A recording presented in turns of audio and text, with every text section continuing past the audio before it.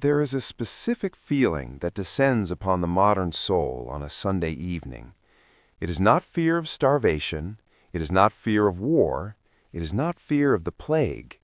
It is a gnawing, hollow anxiety in the pit of the stomach. It is the feeling that you have wasted your life. It is the feeling that your peers, your friends from high school, your colleagues, are moving ahead while you are standing still. It is the terror that, in the eyes of the world, you are a nobody. This is status anxiety.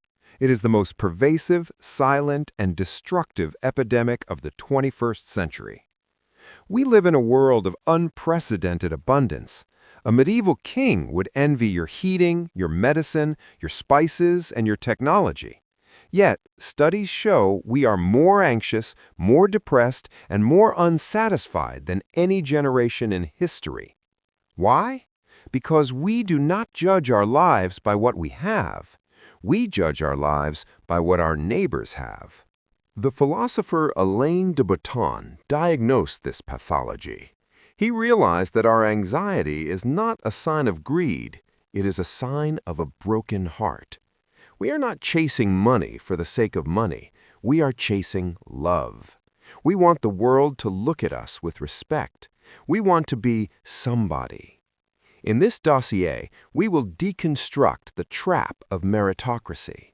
We will analyze the snobbery of the modern world, and we will teach you how to escape the status game before it eats you alive.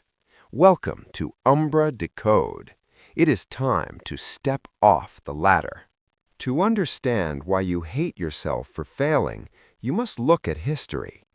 For most of human existence, society was a caste system.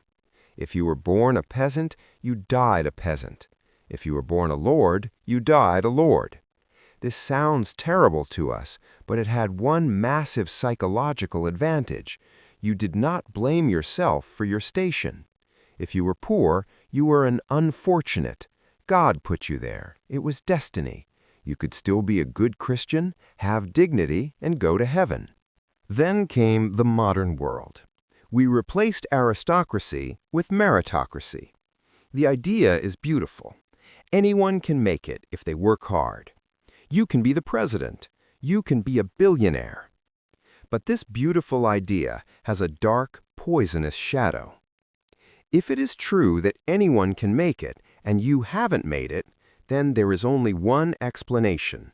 You are a loser. In the 1830s, the French sociologist Alexis de Tocqueville visited America. He noticed something strange. The Americans were free, they were rich, but they were perpetually unhappy. He wrote, "When all prerogatives of birth and fortune are abolished, every man feels he is equal to every other man, and this equality creates a boundless envy.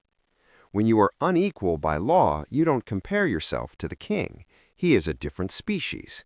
But when you are equal, you compare yourself to everyone, and every time someone succeeds, it feels like a personal accusation against you."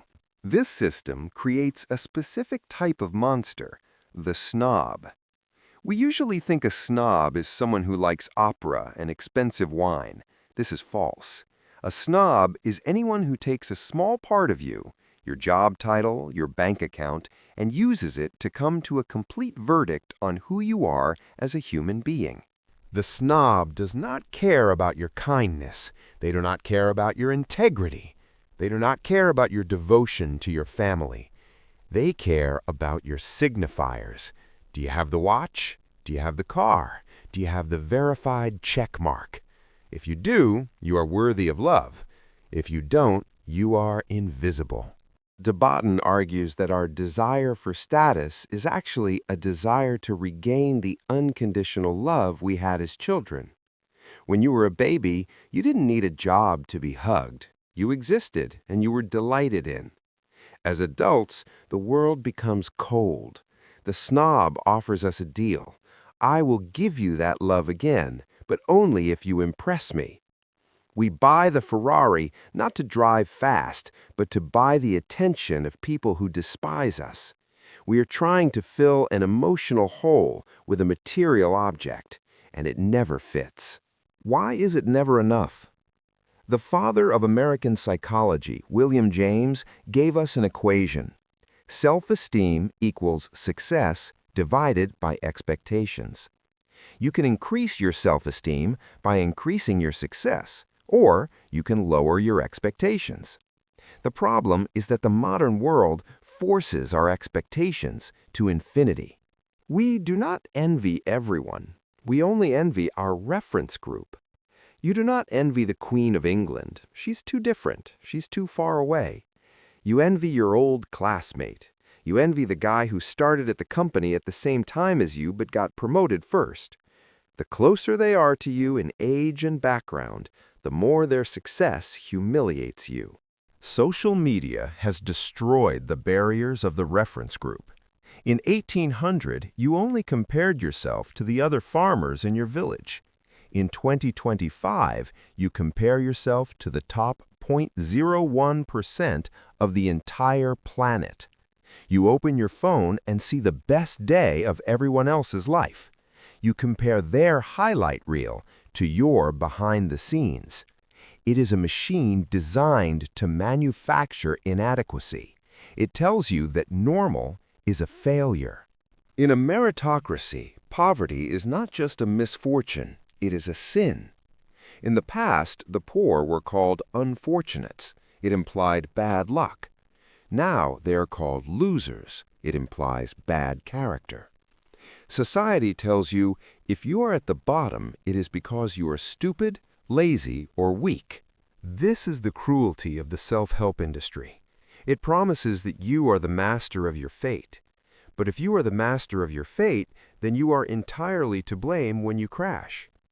This is why suicide rates correlate with economic downturns in meritocratic societies. When a man loses his job today, he doesn't just lose his income, he loses his self-respect. He feels that he has failed as a human being. This is the heavy price we pay for the belief that anyone can make it. So, how do we escape? You cannot stop wanting status. It is biological. We need to be valued. But you can change the definition of value. You can join a different hierarchy. Throughout history, bohemians created a counterculture. In their hierarchy, money was not the top value. In fact, caring about money was considered uncool. Top value was creativity, sensitivity, intelligence, rebellion. You must choose your jury. Who are you trying to impress? If you are trying to impress the snobs, you will never win because the goalposts always move. But if you try to impress the people who value mind over money, you can be status rich while being cash poor. You must actively reject the commercials. You must become a cynic about advertising. Realize that every ad is designed to make you feel anxious so that you will buy the cure. There is one more tool the ancients used: tragedy. In ancient Greece, the whole city would go to the theater to watch great men fail. They watched Oedipus, a king, lose everything through a mistake. They didn't laugh at him. They didn't call him a loser. They wept. They felt compassion. Tragedy teaches us that you can be a good person and still fail. It teaches us that life is complicated, that luck plays a huge role, and that disaster can strike anyone. The modern newspaper is the opposite of tragedy. It mocks failure. To cure your anxiety, consume art that explores the nobility of failure. Read Dostoevsky. Watch films about the struggle. Realize that failure is not a sign of a bad soul. It is just part of the human script. Finally, the ultimate cure. Memento mori. Remember that you will die. In the face of death, a promotion means nothing. A BMW means nothing. A follower count means nothing. Death strips away the snobbery. It reveals what is actually valuable: connection, time, love, peace. You are not a loser. You are just playing a game with rigged rules. You can choose to stop playing.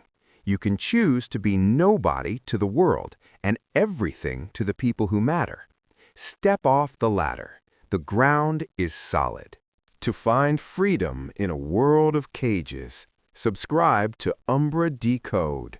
Define your own success.